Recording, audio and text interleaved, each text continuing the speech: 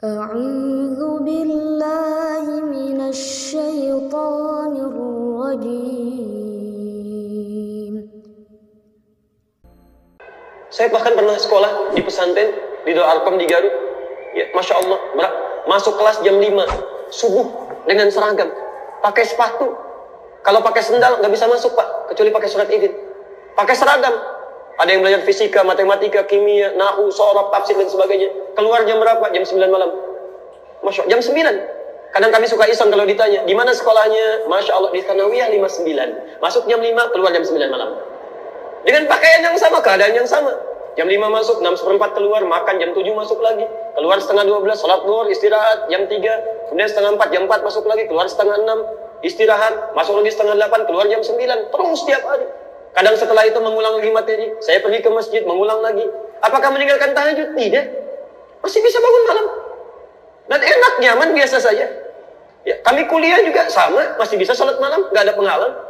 Sahabat Nabi Uthman menikah dengan 2 putri Nabi, dikenal dengan Dzun Nurain, sahabat terbaik, pekerjaannya banyak, asetnya luar biasa, sibuknya luar biasa. Berangkat sana sini, kadang-kadang beliau datang berniaga ke tempat lain, merantau, Masya Allah, luar biasa, sibuk dan kaya.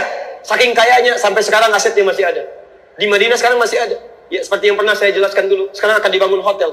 Royaltinya diambil, disimpan di bank Saudi, disedekahkan atas nama sahabat Uthman bin Affan radhiyallahu ta'ala anhu. Apakah meninggalkan tahajud? Tidak. Cek keterangan Imam An-Nawawi di kitab At-Tibyan fi Adab Hamalatul Quran. Ada yang punya terbitan yang warna coklat, ya, terbitan dari Kutub Islamiyah yang merah marun warna coklat. Lihat di halaman 38 di paragraf yang pertama, baris 1 sampai 2, posisi paling kanan sebelah atas di pojok. Yang terbitan Darun Nafais warnanya kuning, lihat halaman 47, paragraf ketiga, baris 1 sampai 7, posisi paling kiri sebelah bawah. Ya. Apa kata beliau? Sahabat Utsman tidak meninggalkan tahajud, bahkan bisa tahajud sampai hatam Quran. Sahabat Nabi, dekat dengan Nabi, dijamin masuk surga tanpa hisab. Menikah dengan 2 putri Nabi, malaikat Jibril turun malu kepada beliau, dijamin masuk surga tanpa hisab, tingkat surga paling tinggi. Orangnya kaya, asetnya ada sampai sekarang, masih bisa tahajud dalam kesibukannya sampai hatam Quran. Antum sahabat Nabi bukan, surga belum jelas, tidak menikah dengan 2 putri Nabi, tetangga Nabi juga bukan, kerabat Nabi juga bukan. Masya Allah, malaikat turun, gak malu lihat antum. Sekaya apa antum dibandingkan Utsman, sampai antum gak bisa tahajud? Bukan tahajudnya yang salah, mungkin antumnya yang belum bisa menata aktivitas dengan baik.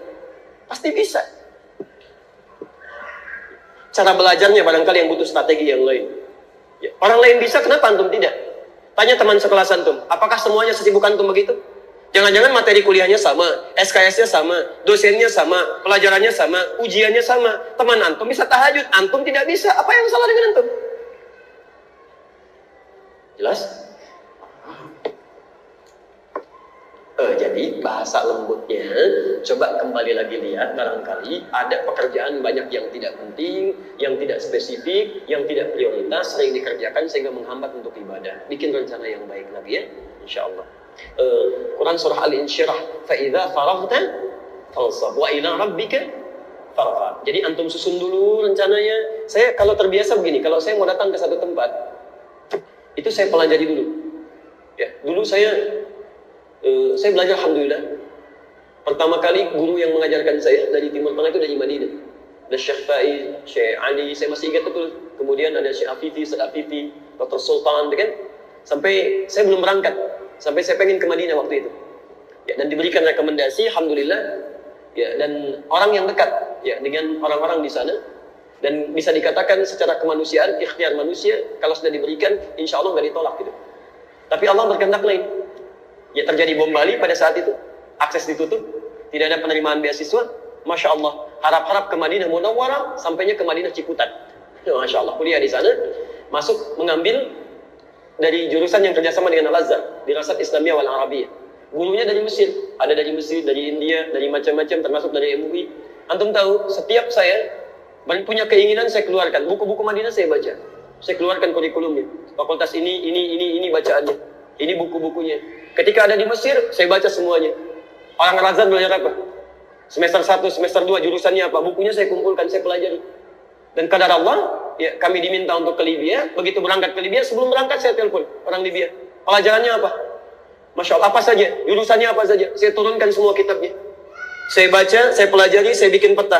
Berapa lama saya kuliah? Apa yang dipelajari? Apa yang harus saya lakukan? Masuk jam berapa? Keluar jam berapa? Bisa pulang nggak ke Indonesia? Perpustakaannya di mana? Begitu sampai ke sana, yang saya lakukan masuk perpustakaan. Saya lihat masuk ke dalamnya, saya bikin peta. Di sini kita ulumul Quran, di atas peta sejarah, di sini kitab ini. Saya sudah punya petanya. Sehingga saya bisa mengatur kapan saya tahajud, kapan saya kerjakan ini, kapan saya kerjakan itu. Semuanya baik, nggak ada masalah. Ya, kami alhamdulillah bisa belajar dengan baik, bisa tahajud, bisa menulis, bisa macam-macam dan sebagainya. Ini nggak ada hambatan di sini. Nah, coba antum lihat, barangkali banyak kegiatan yang tidak penting, yang diberikan porsi berlebihan sehingga sulit untuk mengerjakan yang baik-baik yang lebih penting lagi. Ya, baik. Tidak harus menjadi orang lain, cukup jadi diri sendiri. Jangan jadi Adi Hidayat, jadi diri sendiri. Kalau antum jadi saya, repot gitu kan? Baik. Ibu saya nanti sulit gitu. Adi, datang yang lain. Ya mah, padahal saya yang asli gitu kan? Sadaqallahul azim.